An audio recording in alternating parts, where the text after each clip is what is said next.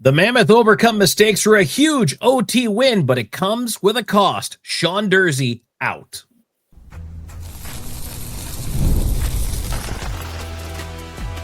You are Locked On Mammoth, your daily podcast on the Utah Mammoth, part of the Locked On Podcast Network, your team every day.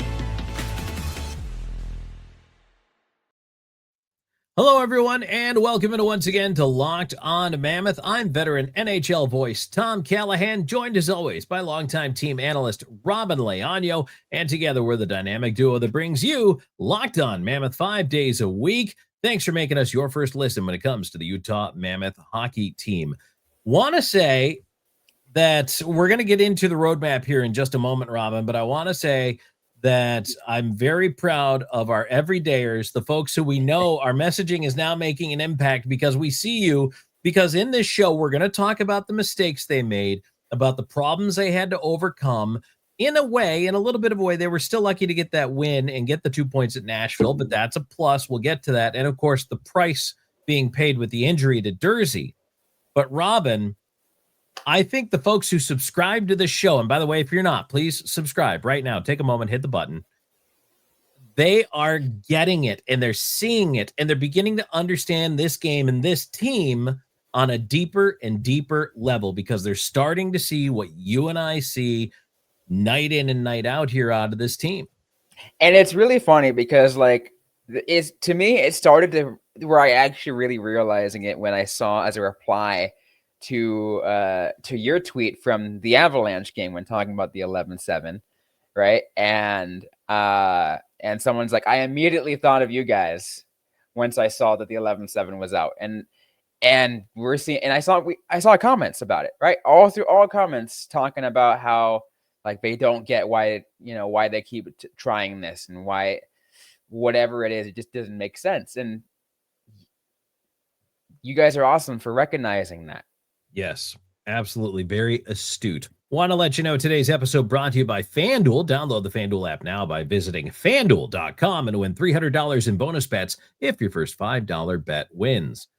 Robyn, this again goes to something, and this is a trend, and this is what part of the concerning issue is to me. This is a trend that arcs through the first two games of the regular season, the preseason, and last regular season, and the season before that regular season.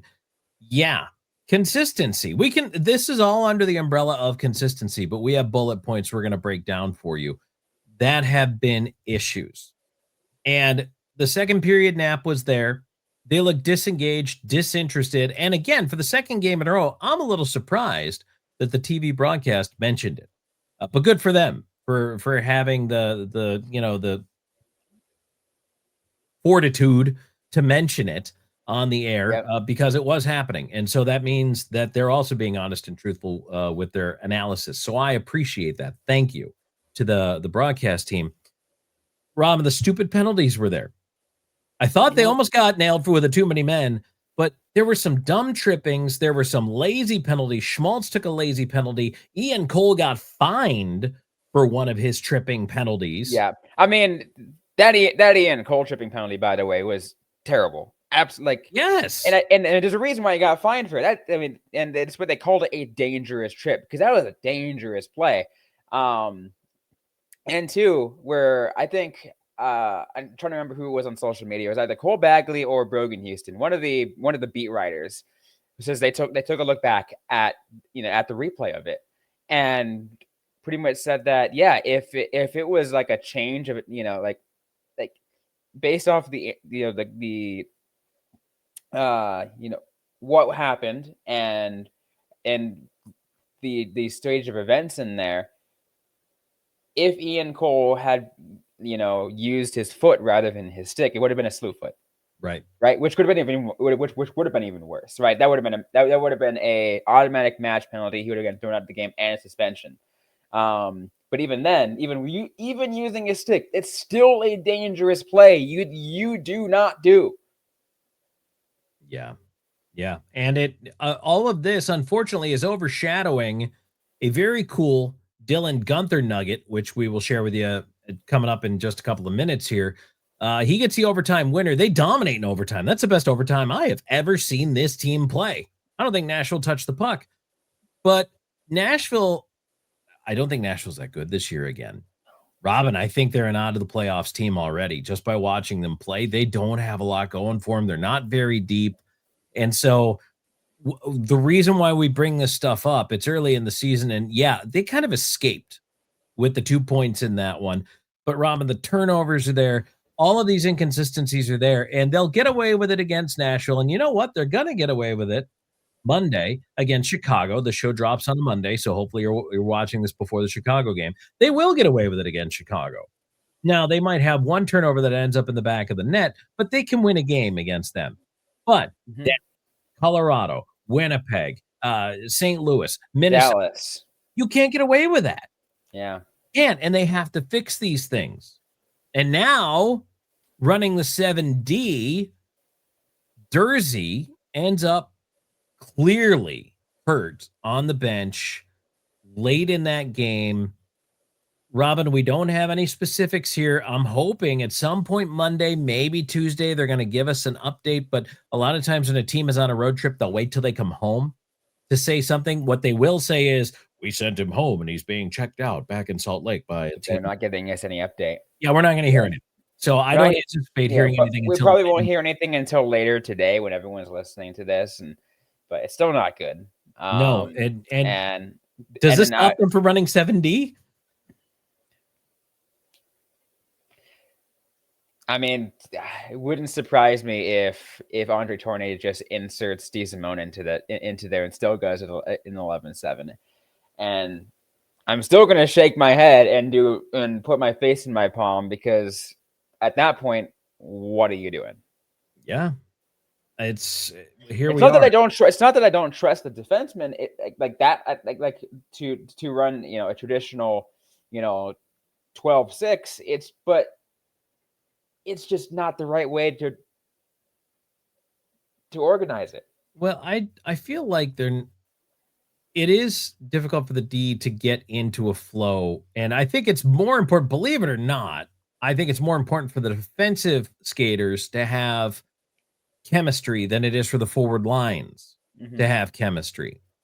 Because with the defensemen, there is a lot that you have to learn that your partner just does or doesn't do that you can anticipate, and you alter the way you play and they alter the way they play based on what you do. And when you're rotating those partners on a regular basis, it's real hard, and you're gonna make mistakes because you think, I don't know, Sergachev's on your right side or your left side. You think he's over there, and you're like, well, he normally takes off, so I should be able to I got to move back. But then it's not Sergachev that's out there, and it's both defensemen that back up out of the zone. And the next thing you know, you've given up the blue line, the puck's out of the zone. Or the opposite is true, or you have a couple of guys stretch when they shouldn't because they thought, oh, my buddy's going to stay at home. Robyn, all these are lead to giveaways, turnovers, odd man situations, and they've been prevalent in the first two games. Tom, is it bad at this point that I feel like I would so much rather see a 10-8 system versus an 11-7? Well, you're going to have to call somebody back up. I know. Well, to get back to 8. I know, right? But I know what you're saying. I know, but at that point, because based on how I'm seeing that, and because in seeing how things progressed, it's just like I would rather see that. But who knows what they're going to do now at this point? Hopefully, they just decide to keep it easy and go and just run your traditional 12-6. Because it's easy. You run 4 lines, 3 pairs of D, and allow people to get their chemistry. Yeah, Durzi might be out. Who knows how long out? Because we don't know yet at this point. But as I mentioned to you off air, Tom, it looked like he probably fell on the same shoulder as he did from last season, which is not good. No. DeSimone could roll right in and be that 7th defenseman, by the way, if they keep the 11-7. But here's the other thing, and even at practice today and after the game the other day, head coach Andre Tourigny said the right things, which he's supposed to say, but what he doesn't say, you read between the lines, he said, well, I liked our tenacity, I liked our resilience, I like the fact that we kept coming back. It's like, okay, but here's the problem. Can we shouldn't be down any Right. Can we please not put that on display? Can we just play a good, solid, consistent 60 minutes of hockey and not have to be resilient and not have to be determined to cover up for mistakes and to flip the pendulum back the other way? And A team against like a Nashville, team you that can put away. Yes, a team like Nashville, you like think about what I said last year when talking about a certain amount of teams. There are a certain amount of teams in which like I don't call them gimme wins because I think it's a terrible term of use, but like those are ones in which you need to really put full force and show who's boss kind of game and be like and dominate those games. And those games are when you play Nashville, when you play Chicago, when you play San Jose. Those games are the ones you need to 100% dominate. And if you don't, and if you let them come in, and it's all of a sudden even in one period, you feel like you're playing from behind, it gives me a lot of concern. You know what else is annoying, Robin? There were good things in this game, and I want to talk about them. But we had to spend the first 10 minutes of the show talking about the stuff that, like I say, everybody sees. We all see the consistency of the consistency issues. Mm-hmm. I feel like I'm beating this broken drum about this, but holy cow. Yeah. I want to talk about Dylan Guenther's milestone. Veggie, his 200th pro game is a win. They finally won a game in OT, and they look dominant doing it. Let's get to some positive stuff. Today's show brought to you by Monarch Money. You know, most people can't name all their financial accounts or even what they're worth, whether it's 401ks, properties, or investments. And when you don't have the full picture, you can end up leaving money on the table. And that's why there's Monarch Money. It's an all-in-one personal finance tool that brings your entire financial life together in one clean, easy-to-use interface on your laptop or on your phone. Monarch is built for people like you with busy lives. If you've been putting off organizing your finances, Monarch is for you. Monarch does that heavy lifting for you. You can link all your accounts in minutes, see clear data visuals, and get smart categorization of your spending, and really finally feel in control of your money without ever touching a spreadsheet. It helps you maximize those investments. It'll get you to increase your savings rate. You can easily review your finances with a partner or with your financial advisor if you have one, and keep a clear view of your financial health both week to week and long term. Don't let financial opportunity slip through the cracks. Use our code LOCKEDONNHL at monarchmoney.com in your browser for half off your first year. That's 50% off your first year at monarchmoney.com with our code LOCKEDONNHL. Tom Callahan, Robyn Leaño here with you, Locked On Mammoth. If you're still here and you're loving this show, please subscribe. Click the bell on YouTube to get the notifications. We're also available on the audio side, anywhere you get your podcasts. Let folks know that you absolutely love Locked On Mammoth. Let them know. We very much appreciate you being a part of things here. Robin, I want to talk about the positive stuff. Yes, we need to talk about the positive stuff because, like, I feel like at this point, if we keep ranting, you know, one of us is going to get a heart attack. But yeah, let's talk about the positives because Dylan Guenther is amazing. Gunther, we told you there was a nugget. This is a pretty substantial nugget. With his overtime game-winning goal, which was sick. That was filthy. 100% filth. So he is now one of only 4 players in NHL history. So we're going back over 100 years. Only 4 players have scored 5 game-winning goals or more, or 5 overtime game-winning goals or more in their first 150 games. Gunther is number 4. The other 3, Robin, do you have those? I do have the other 3. It's Cole Caulfield of the Montreal Canadiens from 2021 to 23 with 7. Kirill Kaprizov of the Minnesota Wild from 21 to 22 with 5. And Punch Broadbent of the old Ottawa Senators and Montreal Maroons from 1919 to 1926 with 5. Yes, so Caulfield somehow did it 7 times, which is wild. But Dylan Guenther, congratulations. 5 overtime game winners. To be with Caulfield and Kaprizov, I think is great. You know, great company to be in. And what's crazy to think is now that makes 3 of the 4 of the modern era of NHL. It hasn't been done since Punch Broadbent of that era. Right.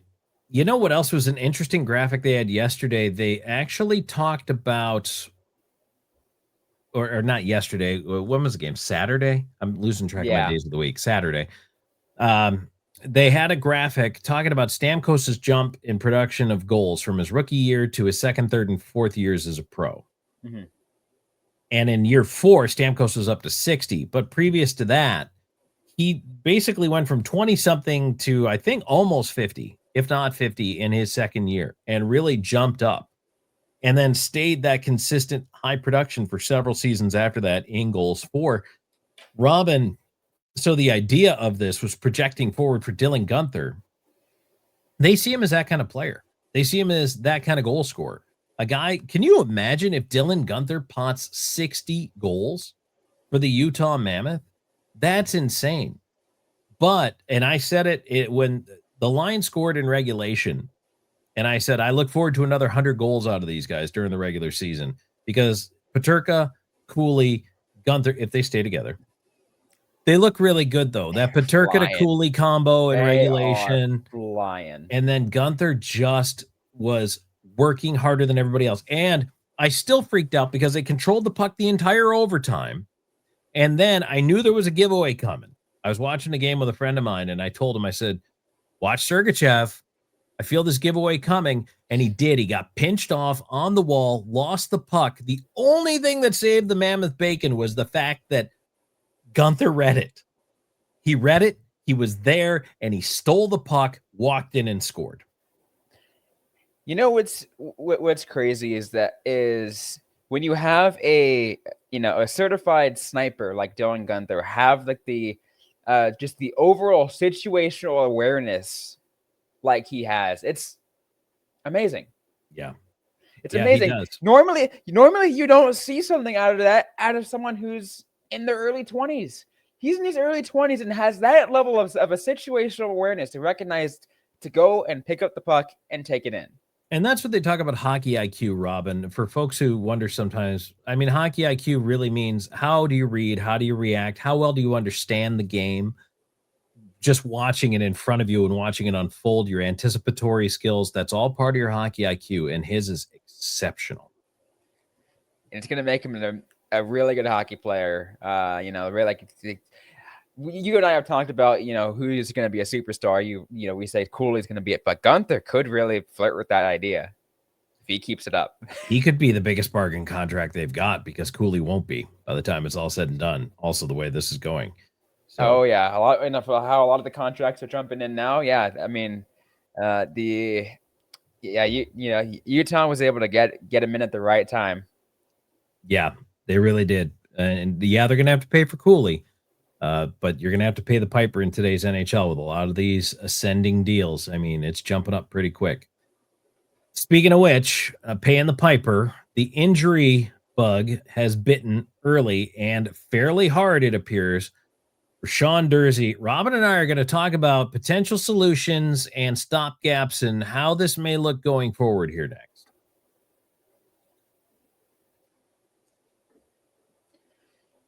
Today's episode brought to you by FanDuel. The NFL season is here, and FanDuel has an offer you don't want to miss. Right now, new customers can bet just $5 and get $300 in bonus bets if you win. That's right. Pick a bet, put down $5, and if it hits, you'll unlock $300 in bonus bets to use across the app. I love using FanDuel because really it just makes enjoying sports that much more exciting. I know when it became first available in Arizona, I went on a massive 8-leg, 10-leg parlays all across, and a couple of times all of them would hit, and it's just the best feeling ever. It also just made my sports watching experience just that much more exciting, because I knew I had something extra to write on rather than just watching my own hometown team or whoever I chose to root for that day. So whether you're a casual fan or love just diving into the stats, FanDuel makes it easy and makes the game day experience just that much better. So what are you waiting for? Visit FanDuel.com to download the FanDuel app today and get started.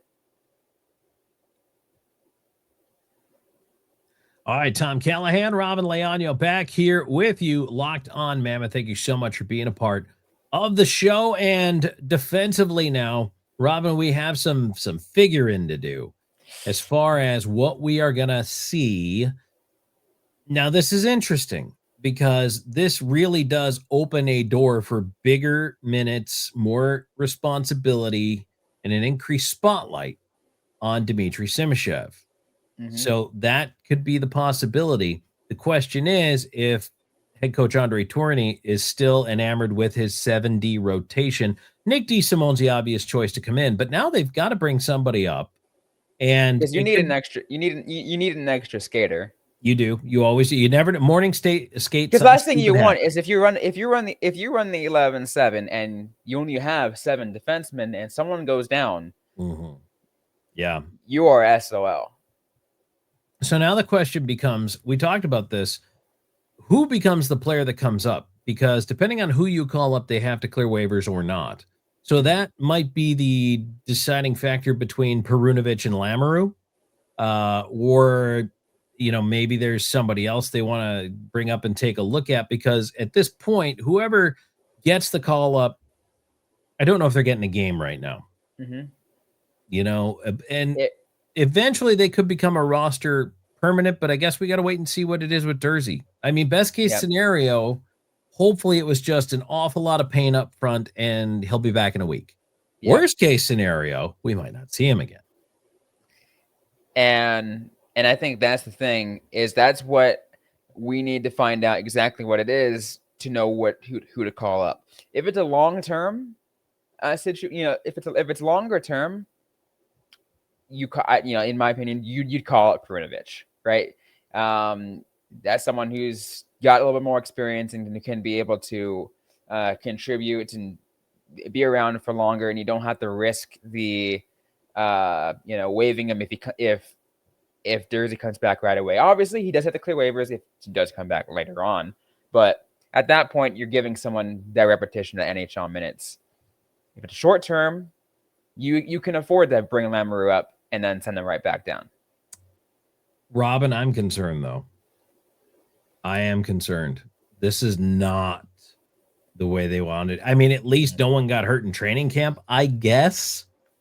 But right out of the gate, this is almost a carbon copy of how last year started. Yep. It became a snowball effect. And it was just, it was frustrating. Because I just felt like, it was a mix of that plus the system not being run well. And I was wondering, what are we doing here? What are we doing here? What can we do better at this point? And again, I said it in the first segment, I'm going to hope that, they see reason and run your traditional 12-6. We'll see how the line shuffle is going to go. Maybe you shuffle in DeSimone in there a couple of times because, again, he was the quote 8th defenseman. Now he's going to be the 7th defenseman, and see where he goes. What kind of trust at this point does Utah have with Ian Cole after what a lot of people have said not a great last couple of games, including that tripping penalty? Robyn, can I ask you a question born of complete paranoia? Okay. Do you think head coach Andre Tourigny plays 7 defensemen because he's paranoid? Because he is so afraid of running 6 defensemen through a regular workload and them getting hurt that he's like, well, I'm going to spread the minutes out among 7 guys, and it should be better. Should be better for wear and tear, should be better for injury situations. And now this happens anyway. Do you think is that part of the thinking? Are you so scared after you got 4 of your top 60 hurt last year? You're like, you know what? Maybe we'll just run 7. Is this paranoia? I'm not sure how someone might take this comment, but if it is paranoia, if you are that paranoid, you should not be coaching in the National Hockey League. I hate how much you're considering my question, by the way. Like, you should have just been like, no, Tom, it's fine. It's fine. You didn't do that. I don't know how I feel about that. I was hoping you'd just brush it off. Be like, no, feel better. It's okay. It's okay. I mean, yeah. See, the thing is, I get it though. Yeah. I get it though, because I can understand where that question is coming from based off what happened last year, and then what we're seeing. I mean, not only that, Tom, but because I mean, yeah, what happened last year, you can use it as a as a reference, but I'm referencing Andre Tourigny as a head coach of the last 4 or 5 years, right? Mm, He just loves the 11-7 too much as yeah. well. So it's a mix of that and the fact that he's just set in his ways on that being what he wants to do. Well, we'll let you know. We'll update you. We will drop something on the social media channels when we do hear what's going on with Durzi and try to get you updated. Robyn, we do have to talk a little bit about Chicago. It is a young team, and they are full on rebuild mode. But the story so far is not Connor Bedard, who has scored twice, has 3 points, but Frankie Nazar, 4 assists, 5 points in the first couple of games for Chicago this year. Looks pretty good. They look young. They make mistakes, but you know what? They're kind of fun to watch right now. There are, and I think that's the thing, is like there are a few teams that are like that, right? Where they're not good, like overall, like, and they're young, they're inexperienced, but they're just fun to watch because because you take advantage of the youth on the team, and know how to build around it and know how to create a system that works for you. And that's what Chicago is doing. Slowly, again, this team is still getting that more. They're a team that's still getting the experience, but you're right. They're an exciting team to watch. Also, by the way, I kind of forgot about Teuvo Teravainen, who's got 4 points in his first 3 games. I kind of forgot he was in Chicago, so I feel a little bit bad about that.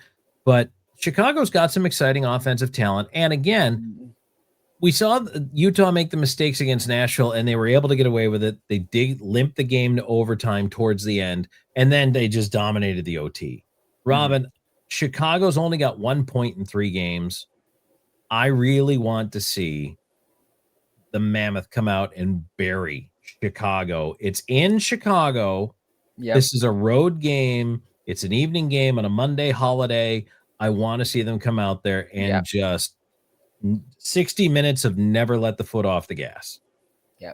I'm not sure how it is these days because, a lot of time has passed, but like, as during, like when I was first starting my, my career as a hockey media person, the amount of people that would tell me how hard it is to play at the Madhouse. Don't know how much has changed since Chicago's not, since the talent in Chicago hasn't been around for a minute, but I still would take, take that to as much as you can. Like, know that even so, it's probably still a hard place to play. There are a number of places that are notorious of hard places to play, whether it's a good team or a bad team. And the Madhouse, I believe, should be one of them. I will tell you this: when I was with Nashville, and we would go in there for a game, that was when Chicago was winning their 3 cups. Correct. Yeah. And that was the only arena in the entire league where I would actually take off my headset during the anthem because you could feel it. Most of the time, I've heard thousands of anthems. Okay. Just from all the sports I've broadcast over the years. But Chicago, every single time, you just wanted to feel it. It's crazy. The energy, it's so electric in there. That building, more than probably any other, you have to weather that initial storm. Or at least you did when they had Kane and Taves and all these guys coming at you. But now you have their young guys as well, which are still going to be, they're still dangerous, but they're inexperienced. It's different. Right? It's different. It's different. It's a different kind of thing. But now I like that you mentioned that too, because I think it was funny. I forgot why this came to my head, but there was that thing where there was like a while back ago when NHL Network would do like top 20 countdowns. It was like, top 20 whatever, right? Top 20 this. There was one where they did, it was like top 20 hardest places to play in NHL history. I forgot where the Nashville's a hard place to play. I forgot where that I forgot where the Madhouse was, but it was pretty high up there. So out of modern NHL, like a lot of them were historic ones, right? Like the Spectrum, like the Forum, yeah. like the Old Garden and all stuff like that. But there were 3 notable ones of the modern NHL, and that is the Madhouse, Bridgestone Arena, as you mentioned, in Nashville, and the SAP Center in San Jose. And to me, a couple of them made you were wondering, really? I wouldn't have seen it until you go to a game there. Right. But and back in the original 6, there was the Garden, and the Gardens. So that's how you'd know the difference. Robyn, Chicago ends a 3-game road swing, and then they're coming home. Home opener's coming up this week, so you and I are going to talk more about that, but we're going to look back at the Chicago game, or Utah. You know what I meant. They know what I meant. Of course. Everybody knows what Tom meant. Everyone knows what they're coming back to Utah. They're going to open up at home, but we're going to talk about after they come home from the game against Chicago. We're going to have a full wrap on the game. Hopefully you do catch this on Monday when it drops, so you're able to hear this before the Chicago game.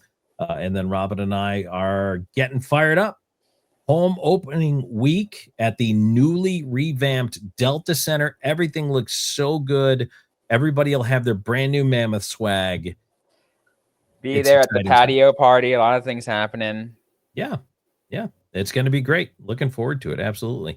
Robyn, anything that I didn't bring in from this weekend that you wanted to bring in here? I feel like we tried to wrap our arms around an awful lot of stuff that happened. Yeah, we did. And I feel like we vented enough about how Utah played during chunks of that game, and people get it. They understand. Sure. Yeah.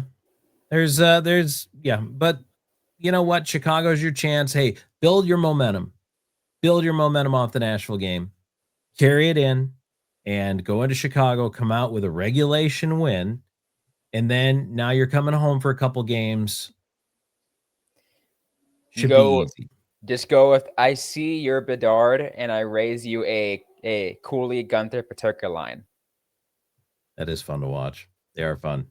So this game should actually be wildly entertaining. It might be, 10-9 by the time it's all over, but it should be a lot of fun to watch. So I'm looking forward to that. So, all right. Should be a fun one.